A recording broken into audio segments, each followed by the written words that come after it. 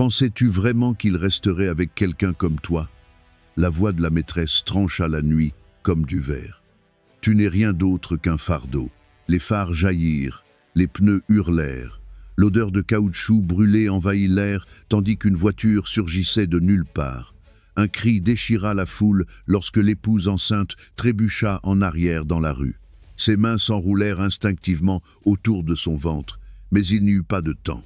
L'impact arriva vite, cruel et impitoyable. Le monde se figea un instant. Les gens suffoquèrent, leurs voix nouées par le choc. Le bruit de verre brisé résonna au loin, mais la seule chose qui comptait était la femme étendue sans mouvement sur l'asphalte glacé. Ses cheveux s'éparpillaient sur le sol. Sa respiration était faible et brisée. Depuis le trottoir, le millionnaire et sa maîtresse regardaient.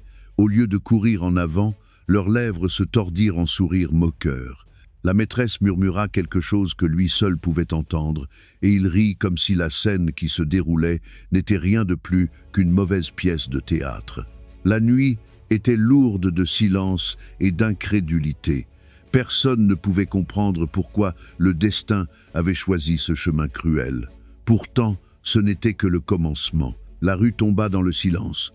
C'était un silence qui sonnait faux, lourd, étouffant. Les gens qui riaient quelques instants plus tôt restaient figés, les yeux écarquillés, la bouche entr'ouverte comme si les mots leur avaient été volés. Le seul son qui osait briser l'immobilité était le sifflement faible du moteur refroidissant de la voiture et le rythme irrégulier de la respiration superficielle de la femme. Elle gisait sur le trottoir, le corps replié instinctivement pour protéger l'enfant qui grandissait en elle. Ses doigts tremblaient en pressant son ventre, cherchant un signe que la vie battait encore. Ses lèvres bougeaient, murmurant quelque chose de trop faible pour que quiconque l'entende. Son visage était pâle, une sueur froide brillant sous la lumière crue du réverbère. Une femme dans la foule poussa un cri étouffé, portant une main à sa bouche. Un homme fit un pas en avant, puis s'arrêta, incertain de devoir intervenir. Personne ne se déplaça vite. La peur semblait lier leurs jambes et coller leurs pieds au sol.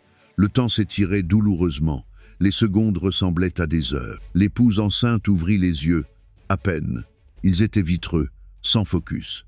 Elle cligna lentement, luttant pour ramener le monde dans son champ de vision. Sa poitrine se soulevait et s'abaissait en secousses brusques et inégales, comme si chaque souffle était une bataille. Elle essaya de parler, mais seul un râle sec sortit, brisé et fragile. Et puis vint le son qui la blessa plus profondément que l'impact de la voiture. Le rire. Depuis le trottoir, le millionnaire et sa maîtresse observaient avec une supériorité glaciale. Il ajusta sa veste, sa montre en or captant la lumière. Elle se pencha, murmurant des mots destinés seulement à lui, mais assez forts pour piquer. Elle a l'air pathétique. Regarde-la, elle s'accroche encore à la vie comme une mendiante. Ses lèvres se recourbèrent en un sourire mince. Elle a toujours été faible, ceci le prouve. Les mots atteignirent ses oreilles. Ils la transpercèrent plus cruellement que la collision. Son cœur souffrait, non pas de ses os brisés, mais d'une trahison si totale qu'elle en paraissait impensable. Elle avait porté son enfant, l'avait aimé sans condition, et le voilà, à se moquer d'elle alors qu'elle saignait dans la nuit. Sa main tremblait violemment, pressant plus fort son ventre. Des larmes emplirent ses yeux, brouillant la lumière du réverbère en un halo trouble. Sa bouche forma un seul mot. Pourquoi? Cela franchit à peine sa gorge, mais cela contenait tout. Pourquoi l'avait-il quitté? Pourquoi le destin s'était-il montré si cruel? Pourquoi l'amour était-il devenu une arme? La maîtresse renversa la tête en arrière et rit plus fort, un son si tranchant que même les spectateurs reculèrent. Pourquoi? Parce qu'il m'a choisi. Tu n'as jamais suffi. Voilà la vérité. Ende. La cruauté de son ton était indéniable. Les gens bougèrent avec malaise, murmurant à voix basse. Pourtant, personne n'osa les confronter. Le pouvoir a cette manière de réduire au silence même les plus justes. Et ce soir-là, le millionnaire détenait encore le pouvoir à leurs yeux. L'épouse toussa, une fine ligne de sang traçant le coin de ses lèvres. Son corps tremblait, fragile comme du verre sur le point de se briser. Elle voulait hurler, les maudire tous les deux, mais sa voix fut avalée par la faiblesse. Son silence parla plus fort. Il disait une douleur au-delà des mots. L'hésitation de la foule s'étira. Un homme sortit enfin son téléphone, la voix tremblante en appelant de l'aide. « Nous avons besoin d'une ambulance. Maintenant, elle est enceinte. Elle est gravement blessée. » Ces mots se brisaient sous le poids de l'urgence. L'opérateur promit que l'aide arrivait, mais les minutes semblaient des années. La maîtresse esquissa un sourire narquois, tirant le bras du millionnaire. « Allons-y, nous n'avons pas besoin d'être là quand cela se termine. » Il acquiesça, déjà tourné pour partir. Mais juste avant de s'éloigner, il la regarda une dernière fois, pas avec pitié, pas avec regret, avec dédain.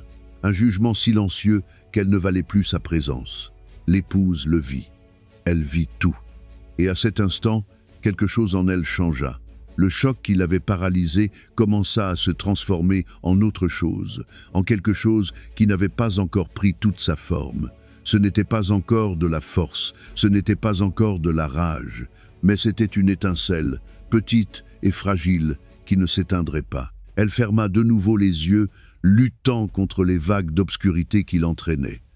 Sa respiration se stabilisa, à peine, mais assez pour montrer qu'elle était toujours là, toujours accrochée. Autour d'elle, les murmures se multipliaient. Certaines voix étaient douces de pitié, d'autres étaient tranchantes de jugement. Pourquoi l'a-t-il laissée ainsi? Est-ce vraiment sa femme? Elle est enceinte, mon Dieu, ne se soucie-t-il pas?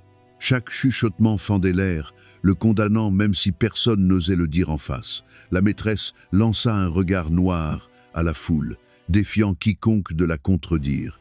Personne ne le fit, mais le silence ne ressemblait plus à de la sécurité. Il ressemblait à de la complicité.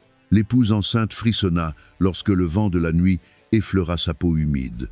Elle goûta le fer dans sa bouche et sentit le monde tourner. Son corps la suppliait d'abandonner. Pourtant quelque chose de plus profond, quelque chose de primitif, la poussait à rester. Pour l'enfant, pour elle-même, pour une justice qu'elle ne connaissait pas encore. Quand enfin les sirènes de l'ambulance percèrent la nuit, un soulagement traversa la foule.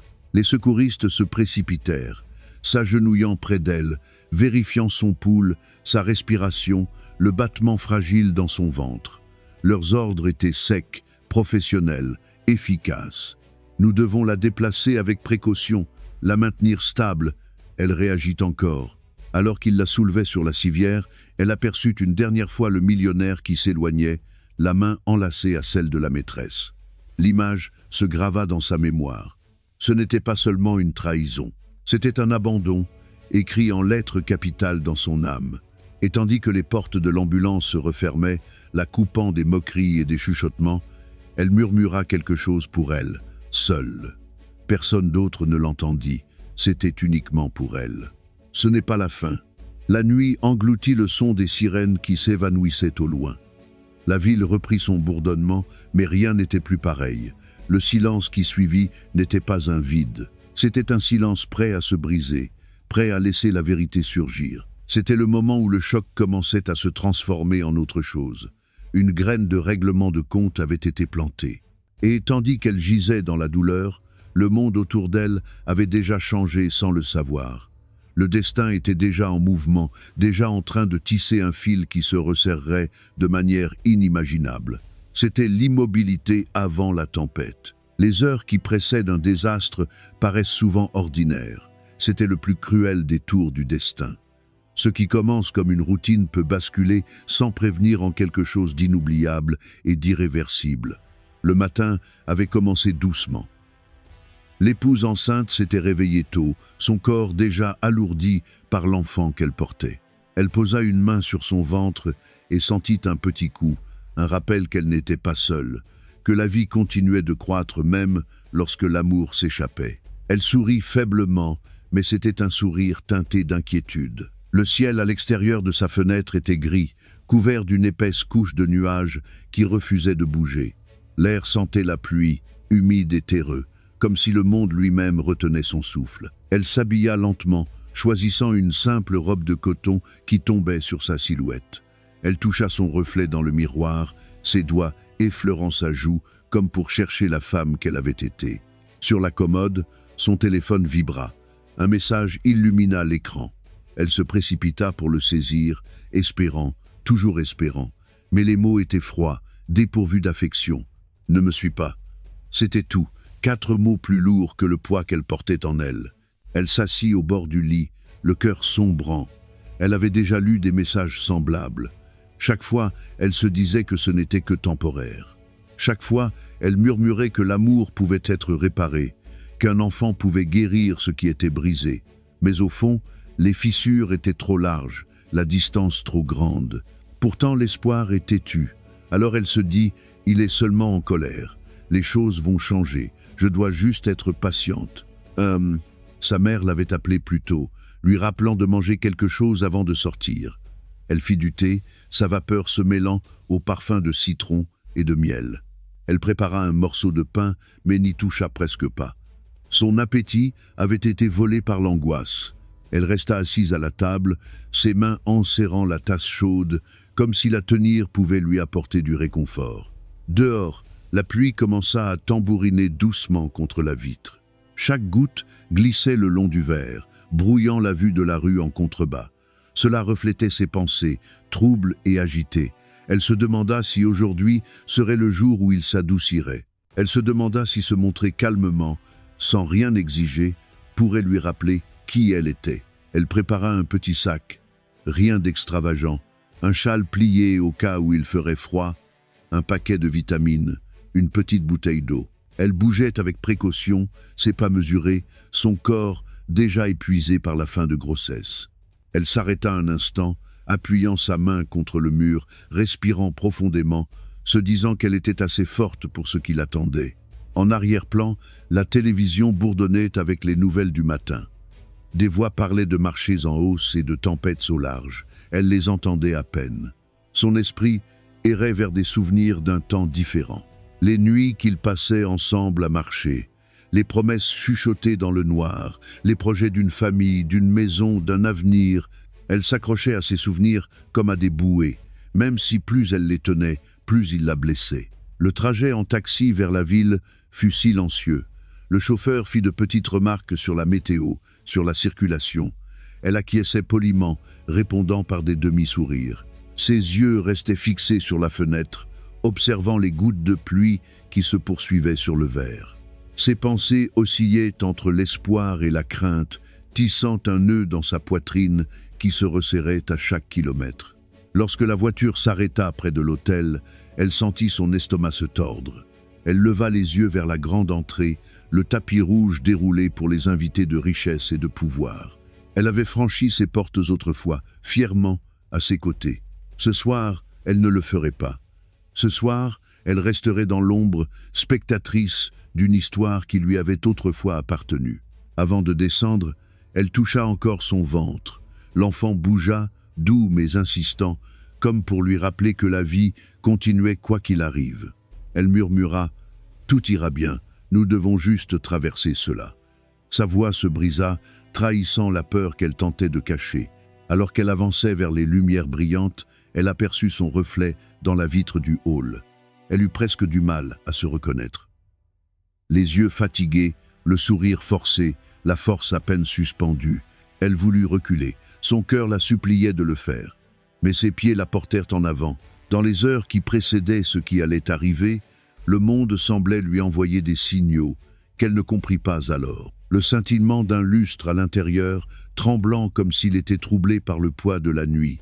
La rafale soudaine qui souleva ses cheveux, glaçant sa peau malgré la chaleur de l'air. Même le son des sirènes lointaines, faibles et persistantes, comme un avertissement qu'on ne pouvait déchiffrer. Elle reprit son téléphone, fixant le dernier message. Elle tapa une réponse, ses doigts lents, hésitants. « Je ne veux pas causer de problème. Je veux seulement te voir, s'il te plaît. » Elle attendit, mais aucune réponse ne vint. L'écran resta sombre et le silence pesa encore plus lourd. Un passant la regarda, puis détourna les yeux, sentant la tempête en elle sans en connaître la source.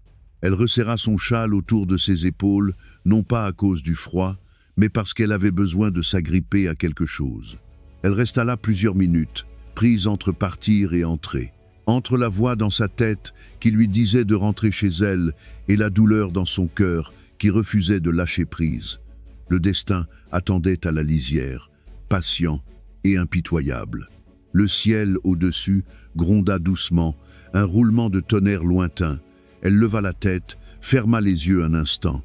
Dans ce calme, elle murmura « Dieu, protège-nous simplement ». L'enfant en elle donna un coup plus fort, ferme et réel. Elle le prit comme une réponse, sans encore savoir ce qu'elle signifiait. Chaque pas qu'elle faisait vers la porte de l'autel était un pas plus profond dans l'histoire à laquelle elle n'échapperait pas. L'air devenait plus lourd, les sons plus nets. Le monde lui-même semblait la regarder en retenant son souffle. Et bien qu'elle ne s'en rendît pas compte alors, elle marchait droit vers le moment où l'espoir s'effondrerait et où le destin commencerait à se venger. L'autel se dressait comme un palais contre le ciel nocturne, ses murs de verre brillant d'une lumière dorée. Des voitures s'alignaient le long du trottoir, élégantes et rutilantes, leurs portes s'ouvrant pour des hommes en costume sur mesure et des femmes drapées de robes étincelantes comme des constellations. Les rires flottaient dans l'air, se mêlant aux notes légères d'un quatuor à cordes qui jouait dans le grand hall. Tout l'endroit vibrait de richesse et de privilèges, comme si le monde avait été construit uniquement pour ceux qui pouvaient se permettre d'y appartenir. L'épouse enceinte se tenait au bord de l'entrée, à moitié cachée dans l'ombre des colonnes imposantes. Elle portait une tenue simple, une robe fluide, sans étiquette de créateur, son châle serré autour des épaules. Dans sa main, elle tenait un petit sac, non pas une pochette incrustée de diamants ou d'or, mais un modeste paquet qui parlait de nécessité. Elle paraissait déplacée, une silhouette fragile parmi des géants de l'industrie et de la renommée. Son cœur battait fort, tandis qu'elle observait le tapis rouge s'étendre devant elle, gardé par des photographes impatients de capturer chaque arrivée. Leurs appareils crépitaient, remplissant la nuit d'éclairs de lumière. Chaque déclic, chaque flash semblait lui rappeler que ce monde n'était plus le sien. Elle avait autrefois franchi ses portes à son bras, le sourire éclatant, sa place assurée. Maintenant, elle était une étrangère, une intruse au seuil de sa propre vie. L'air portait l'odeur des parfums coûteux, enivrants, mêlés à la note vive du champagne, versé dans des flûtes de cristal. Les conversations flottaient, remplies de noms d'investisseurs, de partenaires et de contrats valant des millions. Elle entendait tout faiblement, chaque mot pesant sur elle comme un poids qu'elle ne pouvait soulever. Puis vint le son qu'elle attendait. Le rugissement d'un moteur, lisse et confiant, attirant l'attention de la foule. Une voiture noire et élégante se gara le long du trottoir. Les têtes se tournèrent. Les caméras se levèrent. La porte s'ouvrit et l'homme qu'elle appelait autrefois son mari en sortit. Il portait un costume taillé parfaitement à sa mesure, le tissu brillant sous les lumières.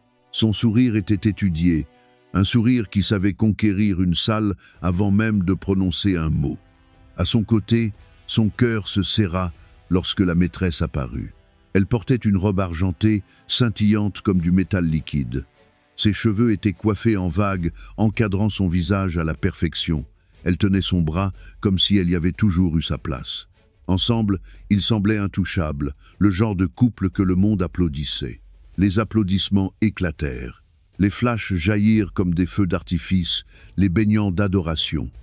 La maîtresse se pencha plus près, murmurant à son oreille, et il rit fort, un rire qui résonna comme une victoire. Ils posèrent, se tournant vers les caméras avec une élégance parfaite. La foule les adora. Depuis l'ombre, le corps de l'épouse se tendit. Sa respiration se coupa, tandis qu'elle observait l'homme qui avait autrefois tenu sa main en tenir une autre. Chaque détail s'imprimait dans sa mémoire. La manière dont sa main reposait avec protection sur le dos de la maîtresse, un geste qui lui réservait jadis. La manière dont il inclinait la tête pour croiser les yeux de la maîtresse, l'écoutant comme si le reste du monde n'existait pas. Elle fit un pas en avant, mais s'arrêta vite. Son ventre se contracta, le bébé bougeant en elle, comme s'il ressentait la tempête dans sa poitrine. Elle posa sa paume contre son ventre, cherchant à se stabiliser. Le monde autour d'elle semblait accélérer tandis qu'elle restait immobile. À l'intérieur de l'hôtel, le grand lustre étincelait au-dessus des sols de marbre polis comme un miroir. Les invités se déplaçaient avec grâce dans la salle, chaque pas résonnant de richesse et de pouvoir. L'air à l'intérieur était frais, maîtrisé, contrastant avec la moiteur de la nuit extérieure. L'épouse rassembla enfin le courage d'entrer dans le hall, sa silhouette petite et discrète au milieu des robes de soie et des costumes noirs. Sa présence attira de rapides regards. Certains invités la dévisagèrent avec curiosité, d'autres avec désapprobation. Ils voyaient bien qu'elle n'appartenait pas à ce monde. Sa robe était simple, son visage marqué par la fatigue, son ventre rappelant une vie qui n'était pas célébrée dans ses murs. Des murmures se levèrent doucement, comme des feuilles remuées par le vent. Elle se retrouva au bord de la salle de bal, près d'un haut pilier d'où elle pouvait voir sans être vue. De là, elle l'observa se déplacer avec aisance, saluant partenaires et amis, serrant des mains qui scellaient des fortunes. La maîtresse s'accrochait à son bras comme un bijou exposé, son rire s'élevant plus fort que les autres. À un moment, leurs regards faillirent se croiser. Son souffle s'arrêta, mais il détourna les yeux comme si elle n'existait pas, comme si elle n'était plus rien. Le rejet la frappa plus fort que n'importe quelle parole. Elle baissa la tête, essayant de calmer sa respiration, ses mains tremblant. Un groupe tout proche chuchotait entre eux. Un homme ricana doucement, inclinant la tête vers elle. C'est sa femme, celle qui l'a quittée. Elle a l'air brisée. Les mots n'étaient pas destinés à ses oreilles, mais elle les entendit. Chakesi yabe trancha son keur. La maîtresse la remarqua alors. Son sourire se courba, tranchant et triomphant. Elle se pencha vers le mari et chuchota. « Regarde, elle est vraiment venue. Quelle pitié !»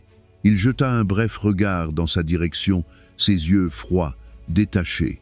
« Elle ne devrait pas être ici, marmonna-t-il. » Sa voix portait assez pour être entendue des proches, un rejet public. L'épouse sentit la brûlure de l'humiliation. Elle voulut répondre, crier qu'elle avait parfaitement le droit d'être là, mais sa voix la trahit. Seul le silence sortit, lourd et suffocant. Un serveur passa, proposant du champagne. La maîtresse prit un verre avec grâce, le choquant légèrement contre celui du mari.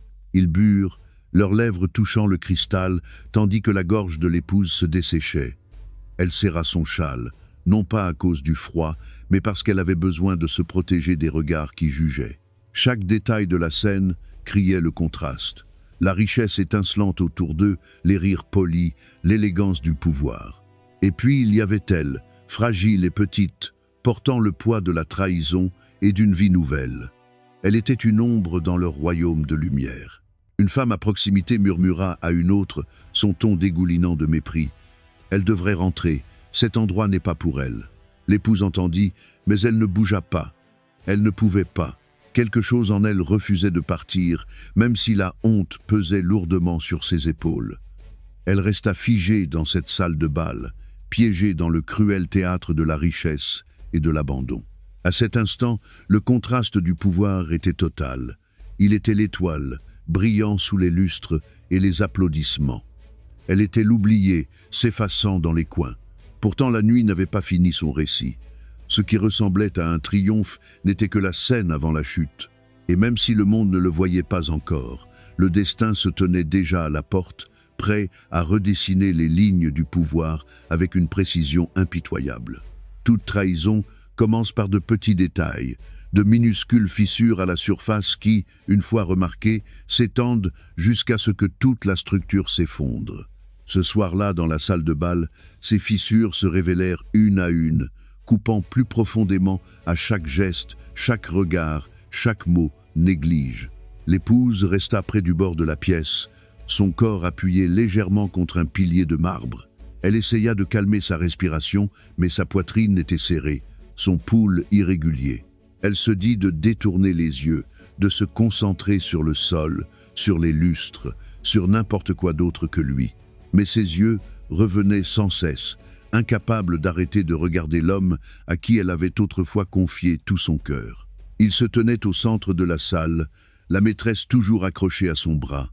La façon dont sa main reposait sur la sienne n'était pas anodine. C'était délibéré, protecteur, comme pour annoncer au monde entier qu'elle appartenait à cette place. Ses doigts glissaient légèrement sur sa peau, un geste autrefois réservé uniquement à son épouse. L'épouse se souvenait de la chaleur de ses touchés, du réconfort qu'il lui apportait. À présent, les voir donner si librement à une autre, c'était comme des couteaux qui s'enfonçaient dans sa chair. La maîtresse inclina la tête et lui murmura quelque chose.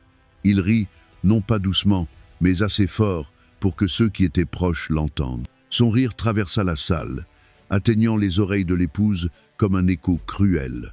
Elle n'entendit pas les mots exacts, mais elle sut, à la façon dont la maîtresse souriait, à la manière dont ses yeux se posaient brièvement sur son coin, que le murmure parlait d'elle. La brûlure de l'humiliation s'étendit sur son visage. Elle baissa les yeux, mais ses oreilles chauffaient. Elle voulait disparaître, pourtant une partie obstinée de son cœur la força à rester. Elle se dit qu'elle avait le droit d'assister, même si cela la déchirait. Les invités passaient près d'elle, leurs parfums lourds, leurs paroles superficielles. De temps en temps, elle captait des fragments de conversation. Il a l'air plus heureux maintenant. Elle est bien plus jolie en vrai. Cette pauvre femme, pourquoi se donner la peine de venir? Chaque murmure ajoutait une pierre de plus au poids qui l'écrasait. La maîtresse se pencha plus près de l'époux, sa robe argentée scintillant sous la lumière. « Elle a l'air tellement perdue », dit-elle d'une voix sucrée, mais le venin en dessous était indéniable. « Elle a choisi ce chemin », répondit-il froidement. « Elle m'a toujours retenu. Regarde ce que je suis devenu sans elle. » La gorge de l'épouse se serra. Ses lèvres tremblèrent, formant des mots qu'elle voulait crier, mais ne pouvait pas. Au lieu de cela, elle murmura pour elle-même, si doucement que personne d'autre ne put entendre. « Ce n'est pas vrai, je lui ai tout donné. » Les mots se dissipèrent dans l'air, inaudibles, ignorés. Ses yeux la brûlaient de larmes, mais elle les refoula farouchement. Elle ne leur donnerait pas la satisfaction de la voir pleurer. Elle posa sa paume sur son ventre, s'ancrant dans le battement de cœur qu'elle portait. L'enfant était innocent de cette cruauté, l'enfant méritait sa force. De l'autre côté de la salle, la maîtresse leva son verre de champagne. Elle le tint bien haut, son rire clair comme une cloche.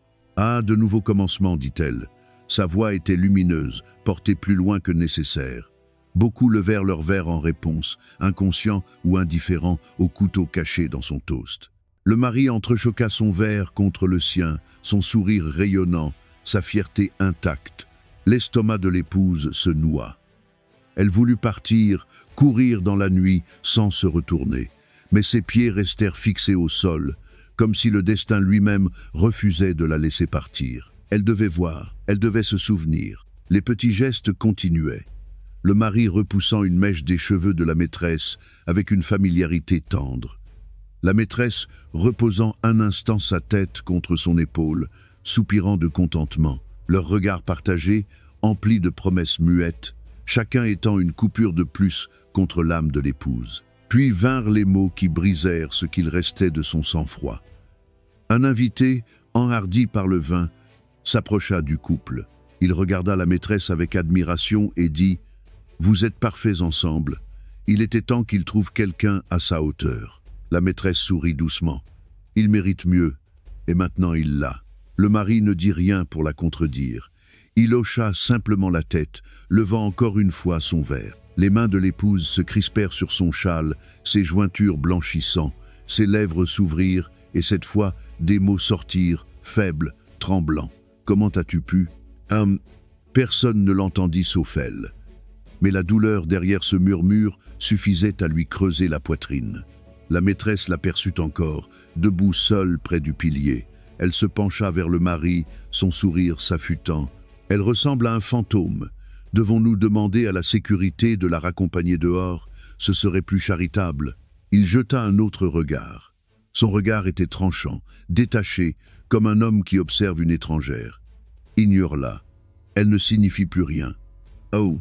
Les mots frappèrent plus fort que n'importe quel coup. L'épouse chancela un instant, étourdie de douleur.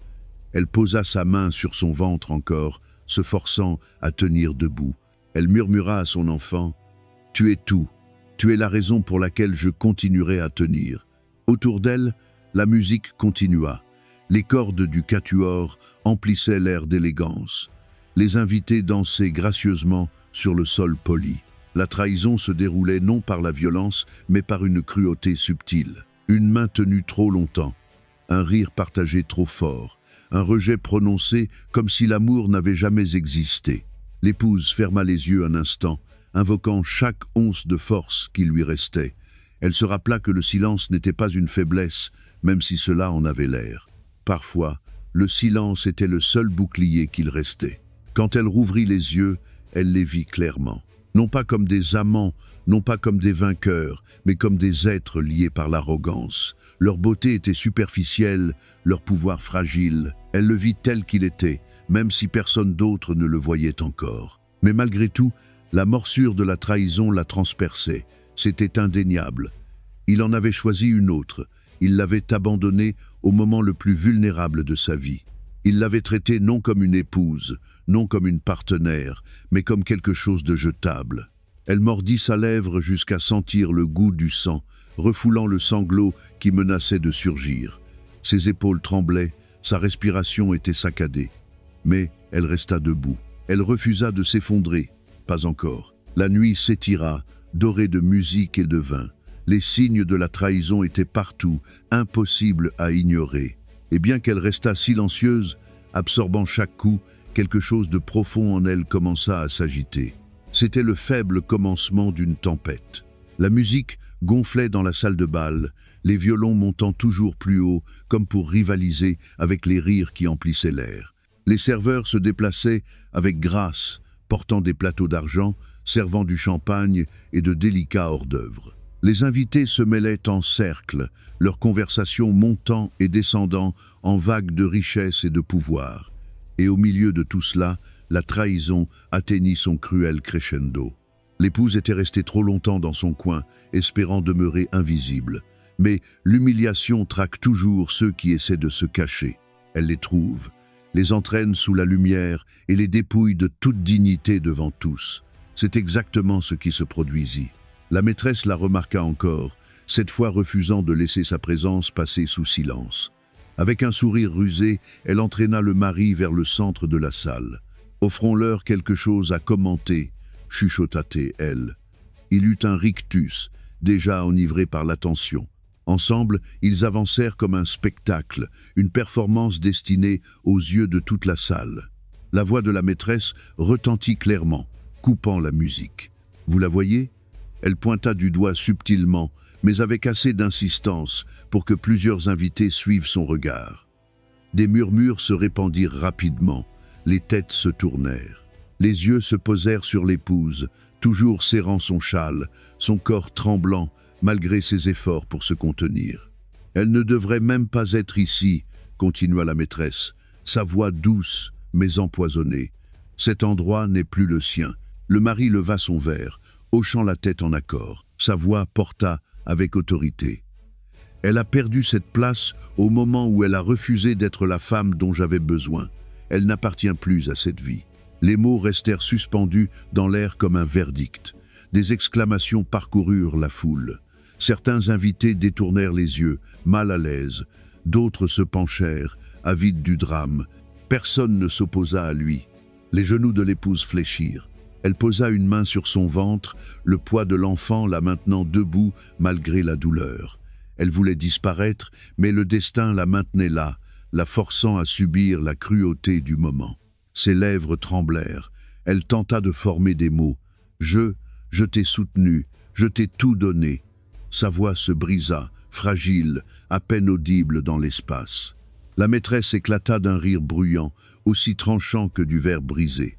« Tout. Tu ne lui as donné que de la honte. Regarde-toi. » Pitoyable, t'accrochant à un homme qui a déjà choisi mieux. Le rire se répandit, hésitant pour certains, cruel pour d'autres. Il roula dans la salle de bal, résonnant contre les murs de marbre. Le visage de l'épouse s'embrasa, ses larmes menaçant de couler, mais elle les retint par pure volonté. Le mari s'avança alors, réduisant la distance pour s'assurer que ses mots la frappent directement. « Pars », dit-il froidement, « rentre chez toi, ne t'humilie pas davantage. » Homme, elle secoua faiblement la tête, sa voix tremblante. « C'est ma vie aussi, je porte ton enfant. » Sa mâchoire se contracta, mais sa réponse fut rapide, impitoyable. « Cet enfant ne te sauvera pas, rien ne le fera. » La cruauté fit taire la salle un instant. Même ceux qui riaient cessèrent, troublés par la dureté de ses paroles.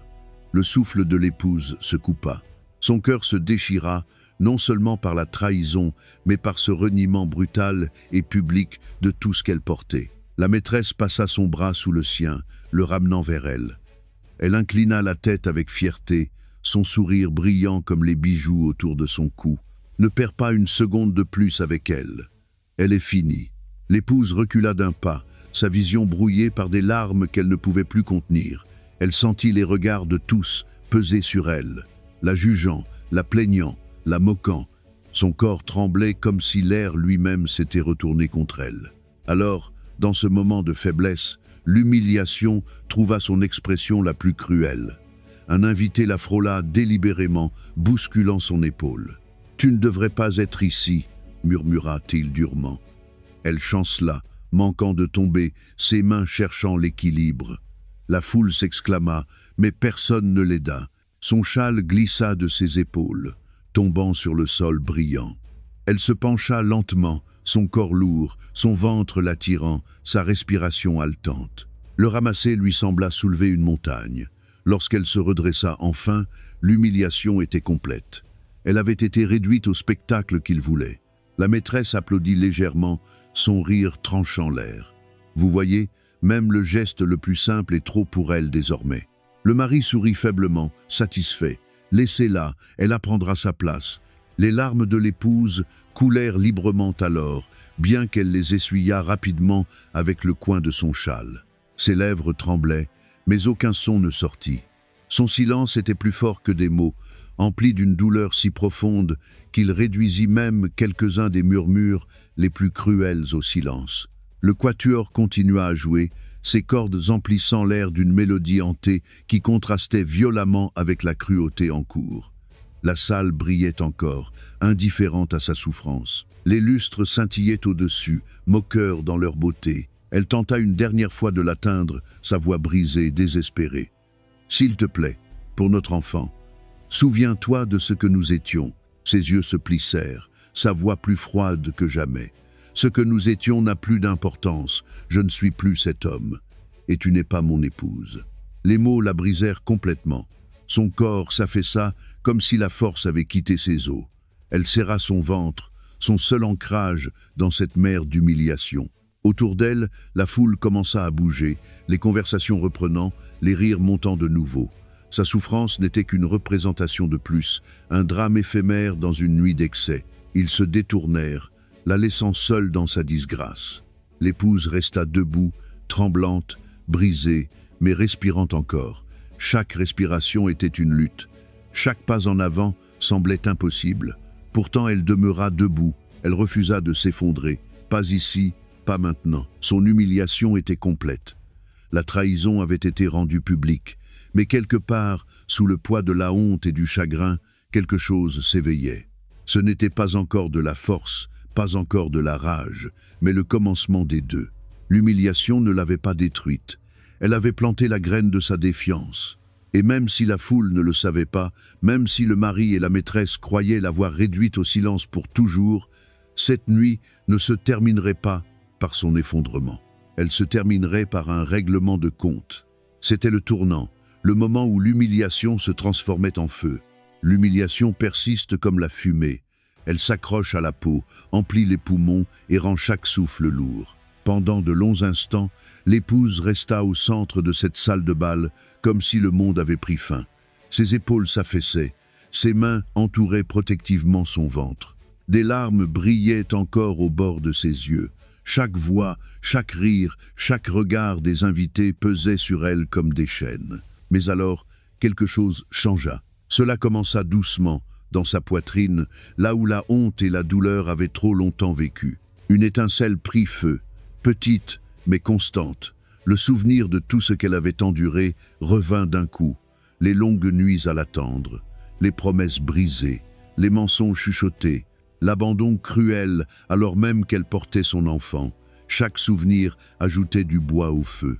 Sa respiration ralentit, ses tremblements s'apaisèrent. Elle releva légèrement le menton, se forçant à se tenir plus droite.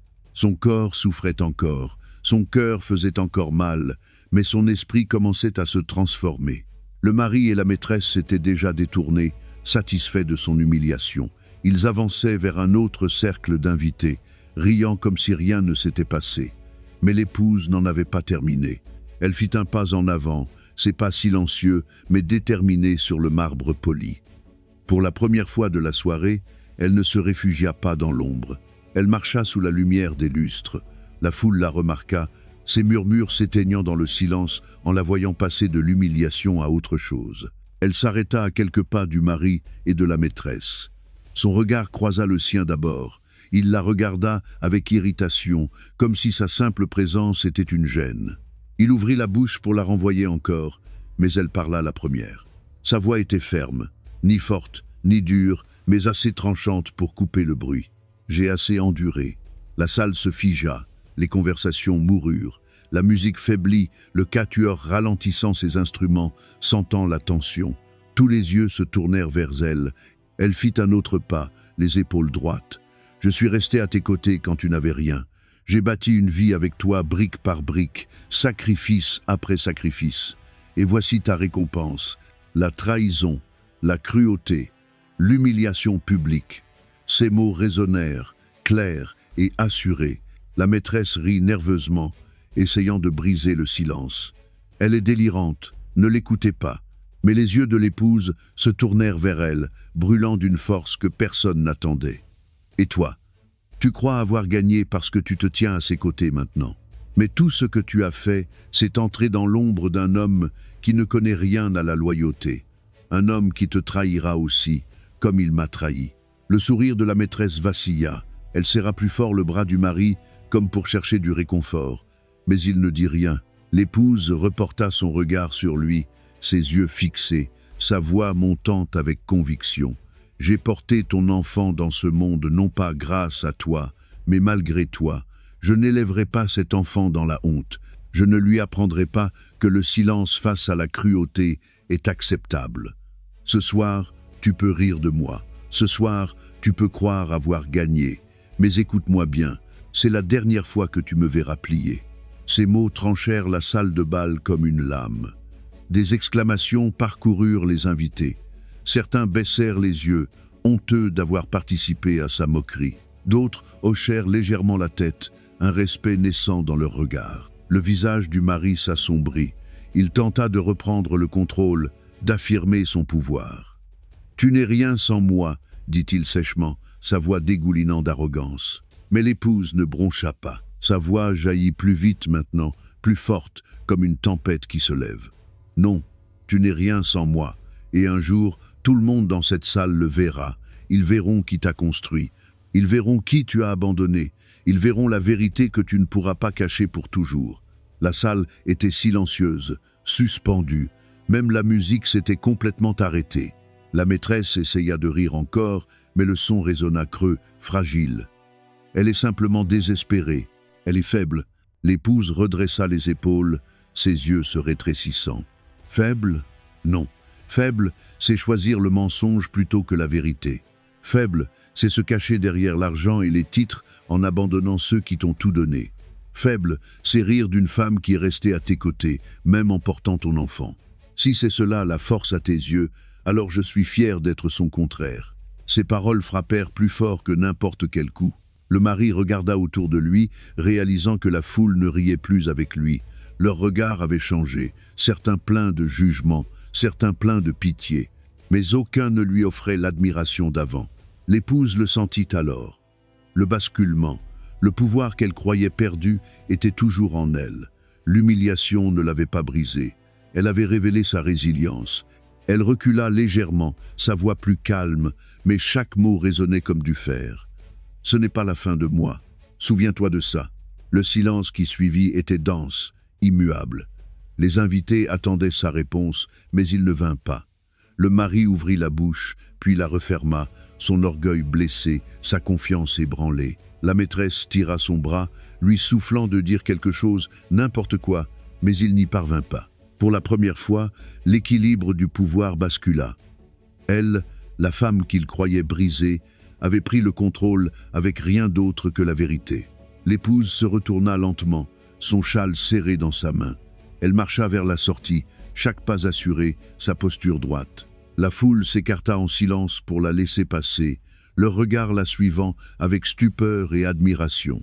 Arrivée aux portes, elle s'arrêta, Elle jeta un dernier regard sur la salle de bal, sur les lustres, sur les visages qui s'étaient moqués d'elle, puis ses yeux se fixèrent sur lui. Ses derniers mots furent calmes, mais ils traversèrent la salle comme une promesse.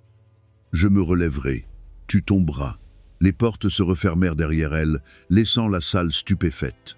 La musique ne reprit pas, les rires ne revinrent pas. Le silence qu'elle laissa était plus lourd que tout ce qui avait précédé. Dans ce silence, elle avait retrouvé sa dignité. Dans ce silence, elle avait allumé l'étincelle de sa résistance. Et dans ce silence, le destin attendait patiemment. Le règlement de compte approchait. La nuit qui suivit l'humiliation dans la salle de bal ne se termina pas dans le silence. Elle se transforma en murmures qui se répandirent rapidement dans la ville. Les invités fortunés rapportèrent les ragots comme on rapporte un grand cru. Ils parlèrent du rire triomphant de la maîtresse, du cruel rejet du mari et de la voix tremblante de l'épouse, qui pourtant avait percé le vacarme.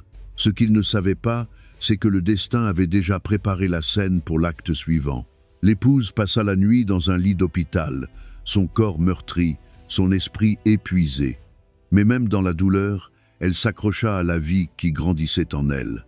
Le rythme régulier des battements du cœur du bébé était son ancre. À l'aube, elle murmura une promesse dans le calme. « Tu naîtras dans la vérité, tu n'hériteras pas du mensonge. » Le matin arriva sous un ciel gris, la pluie tapotant doucement la fenêtre. Elle s'assit, les mains posées sur son ventre, les yeux lourds mais attentifs. C'est alors que la porte s'ouvrit. Une grande silhouette entra, imposante et pleine d'autorité. C'était son frère aîné, un homme que peu osait défier. Il était resté silencieux jusque-là, choisissant de ne pas s'immiscer dans son mariage. Mais après la nuit dernière, le silence n'était plus une option. Sa voix était ferme, basse mais impérieuse. « J'ai tout vu. » Elle ferma les yeux un instant, la honte l'envahissant de nouveau. « Tu n'aurais pas dû être là. »« Il le fallait, » répondit-il, « parce qu'il croit pouvoir enterrer la vérité, mais il ne le pourra pas cette fois. » Il posa un dossier sur la table de chevet. Épais, lourd, rempli de papiers qui semblaient vibrer de secrets. Elle le regarda avec hésitation, ses doigts effleurant le bord. « Qu'est-ce que c'est ?»« Des preuves, » dit-il fermement, « des preuves de ce qu'il a fait. Les mensonges, les dettes, les accords conclus dans l'ombre. Il croyait que personne ne découvrirait jamais. Il avait tort. » Son souffle se coupa.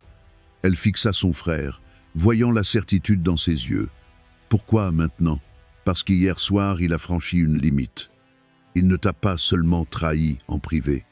Il a détruit ta dignité devant le monde entier. Et maintenant, le monde verra qui il est vraiment. » Sa main trembla lorsqu'elle ouvrit le dossier. À l'intérieur se trouvaient des documents, des contrats, des photos, même des relevés bancaires. Elle lut ligne après ligne, ses yeux s'écarquillant au fur et à mesure que le puzzle s'assemblait. Fraude, comptes cachés, partenariat avec des noms lourds de danger, des affaires qui pouvaient tout faire s'effondrer si elles étaient révélées. L'épouse porta une main à ses lèvres, submergée. « Depuis combien de temps sais-tu ?»« Assez longtemps, » admit son frère. « Mais je voulais que tu vois par toi-même avant d'agir. Maintenant, il est temps. » Son cœur s'emballa. Elle pensa au sourire moqueur de la maîtresse, aux paroles cruelles du mari. Elle pensa à l'enfant qu'elle portait, innocent mais déjà lié à cette toile de tromperie. Et pour la première fois, elle ressentit non seulement de la tristesse ou de la colère, mais de la clarté. Plus tard dans la journée, la ville se préparait pour un autre gala, une autre réunion de l'élite fortunée. Le mari et la maîtresse devaient y assister, impatients de poursuivre leur démonstration de pouvoir. Ils ignoraient que la vérité les attendait entre ces mêmes murs étincelants. L'épouse arriva discrètement, escortée par son frère. Elle portait encore une robe simple, mais cette fois ses épaules étaient droites, son menton levé. Elle n'avait pas de peur, seulement de la détermination. Son frère marchait à ses côtés, tenant le dossier comme une arme. Le hall bourdonnait de conversations à leur entrée. Les murmures se propagèrent vite, la surprise marquant les visages de ceux qui avaient assisté à son humiliation la veille. Le mari l'aperçut de l'autre côté de la salle. Sa mâchoire se contracta, l'agacement brillant dans ses yeux. La maîtresse serra son bras possessivement, murmurant « Ignore-la, elle n'est rien ». Mais avant qu'il ne puisse répondre, son frère avança. Sa voix porta dans toute la salle, forte et inébranlable. Tout le monde ici mérite de connaître la vérité. La pièce tomba aussitôt dans le silence. Tous les regards se tournèrent vers lui. Le mari se raidit, son sourire s'éteignant. « Qu'est-ce que tu crois faire ?» Le frère ouvrit le dossier et leva un document assez haut pour que les proches puissent le voir. « Cet homme n'est pas celui que vous croyez. Il a bâti son empire sur des mensonges. Il a volé, il a triché, il a caché des dettes et trahi ses partenaires. Ce n'est pas un héros, c'est un imposteur. » Des exclamations parcoururent la salle. La foule s'agita, les yeux allant du mari au document désormais passé de mains en mains. Les murmures montaient comme une marée.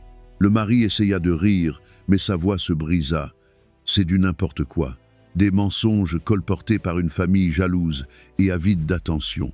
L'épouse s'avança alors, sa voix ferme, portant dans le silence. Ne les appelle pas des mensonges.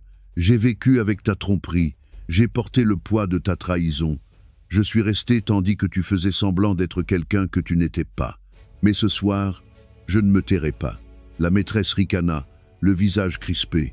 Tu es jalouse, voilà tout. Les yeux de l'épouse flamboyèrent en se tournant vers elle. Jalouse? Non, la jalousie est petite. Ce que je ressens, c'est la justice. Ce que j'apporte, c'est la vérité. Et tu ne riras plus de moi maintenant. Le mari se jeta en avant, attrapant les documents, mais le frère fut plus rapide. Il étala d'autres pages sur la table la plus proche, permettant à tous de voir. Signature, numéro de compte, nombre d'investisseurs trompés et de partenaires trahis. La foule se rapprocha, ses murmures devenant plus vifs, ses regards plus froids. Un homme, un investisseur respecté, le pointa du doigt avec fureur. « Tu m'avais dit que cette affaire était propre. Tu m'as menti. Tu m'as volé. » Une autre voix s'éleva. « Tu nous avais promis la sécurité. Cela prouve que tu as tout risqué par cupidité. » La salle de bal explosa. Les invités qui l'avaient autrefois acclamé se détournèrent. Leur admiration se transforma en colère. Le visage du mari se vida de son sang. Il cria désespérément « Vous ne pouvez pas croire ça. Tout est fabriqué. C'est une attaque contre moi. » L'épouse s'avança encore, sa voix tranchant son déni. « Non, c'est la vérité, et tout le monde peut le voir. Tu m'as trahi. Tu les as trahis. Tu t'es trahi toi-même. » Ces derniers mots réduisirent au silence même les voix les plus enragées.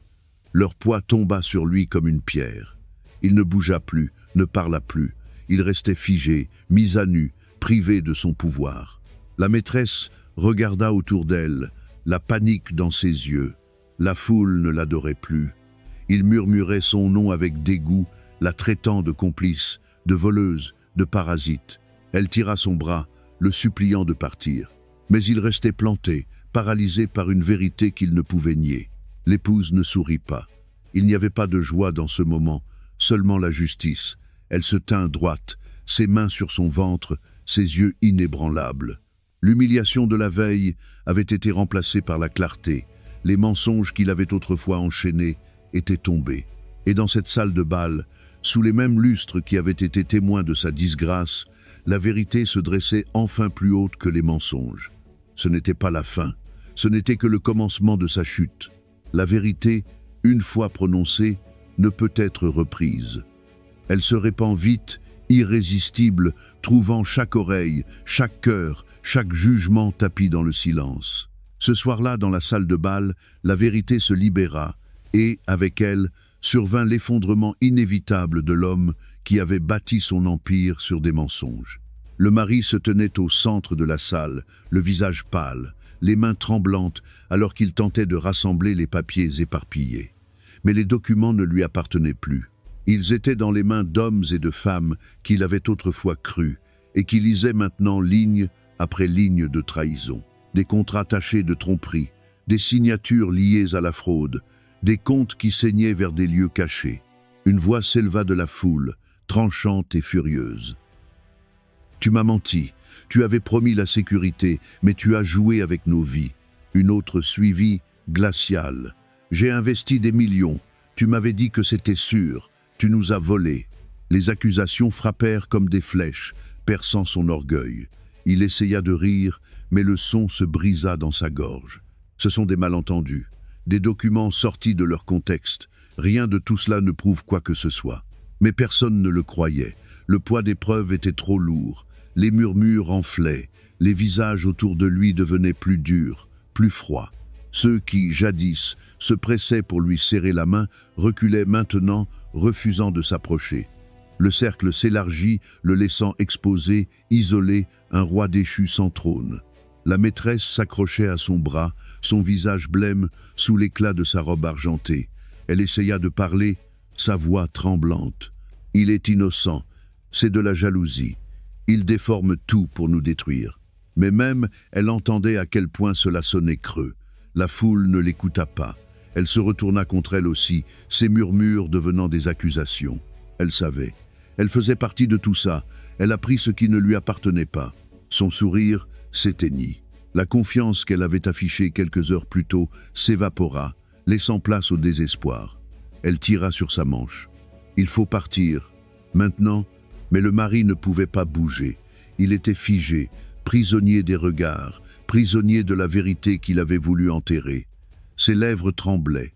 Les mots lui manquaient. Lui qui avait toujours contrôlé le récit, toujours transformé les mensonges en pouvoir, n'avait plus rien à dire. L'épouse avança lentement. Elle ne se pressa pas. Chaque pas était délibéré, ses épaules droites, son regard fixe.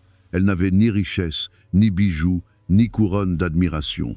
Pourtant, à cet instant, elle était la figure la plus forte de la salle. Elle s'arrêta à quelques pas de lui, sa voix calme mais tranchante comme l'acier. « Tu t'es moqué de moi devant eux tous. Tu as ri de ma douleur. Tu pensais que ta trahison serait cachée derrière ton charme.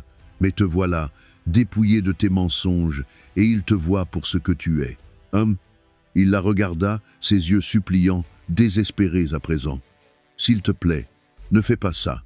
Pas ici. » Ses lèvres se courbèrent en un léger sourire triste. « Ce n'est pas moi qui l'ai fait. C'est la vérité. Tu t'es détruit toi-même. » La maîtresse craqua, sa voix montant dans la panique. « Ne l'écoutez pas. Elle est amère. Elle est vengeresse. Tout cela n'est qu'un jeu. » L'épouse tourna son regard vers elle, inébranlable. « Non, ce n'est pas de la vengeance. C'est la justice. Tu pensais prendre ma place. Tu croyais que sa richesse te protégerait. Mais ce soir, tu n'es rien de plus qu'un miroir de sa tromperie. Et les miroirs se brisent toujours. » Les mots réduisirent la maîtresse au silence. Elle baissa les yeux, son étreinte sur lui se desserrant. La foule murmurait plus fort, le dégoût remplaçant la fascination.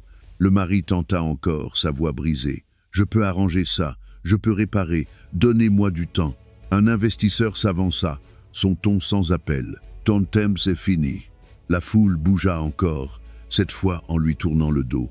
Un par un, ils s'éloignèrent, le laissant seul au centre de la salle. Le bruit des pas résonnait comme le tambour d'un rejet. Les applaudissements qui avaient autrefois rempli ces murs avaient disparu. À leur place, il n'y avait que le silence lourd et accusateur. L'épouse regarda l'homme qui, jadis, l'avait dominé, se tenir désormais petit et brisé. Elle vit la maîtresse reculer, sa loyauté se dissolvant aussi vite que son orgueil. Sans l'éclat de l'admiration, sans le bouclier de la richesse, il n'était plus qu'un homme, dépouillé. Il la regarda une dernière fois, sa voix à peine un souffle. « S'il te plaît, aide-moi. » Sa réponse fut douce, mais frappa comme un marteau. « Tu ne m'as jamais aidé, pas quand j'en avais le plus besoin, et maintenant tu resteras seul. » La finalité de ces mots scella son destin. Ses épaules s'affaissèrent, sa tête s'inclina. Il ne se défendit plus. L'humiliation était totale. L'épouse se détourna, sa main reposant doucement sur son ventre.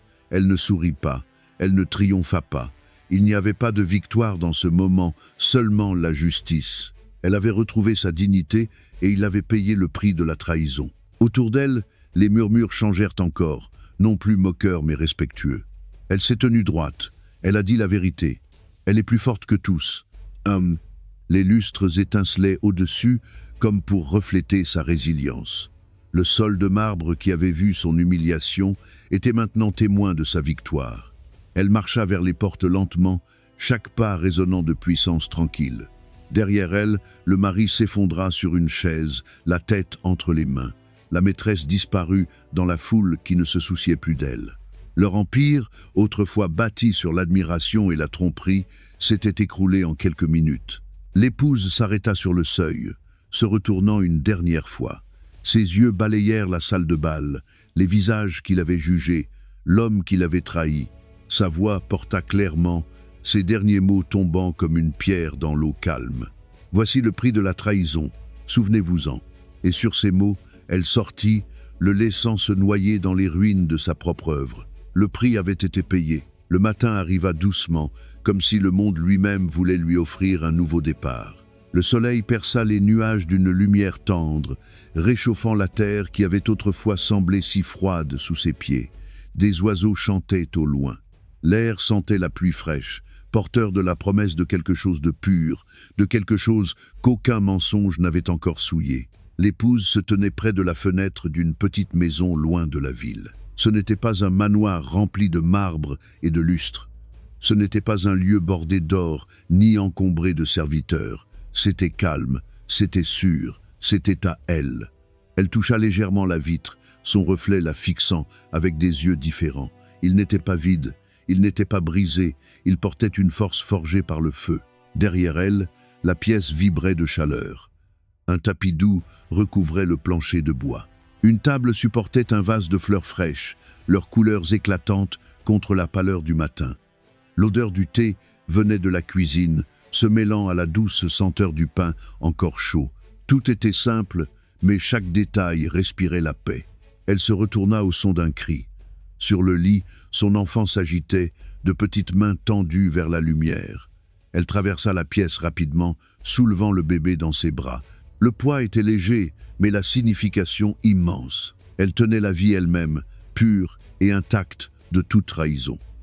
L'enfant se blottit contre sa poitrine, calme, en sécurité, protégé. Un instant, elle ferma les yeux, laissant le rythme de la respiration de son bébé apaiser la sienne. Elle se rappela les nuits où elle pensait ne pas survivre.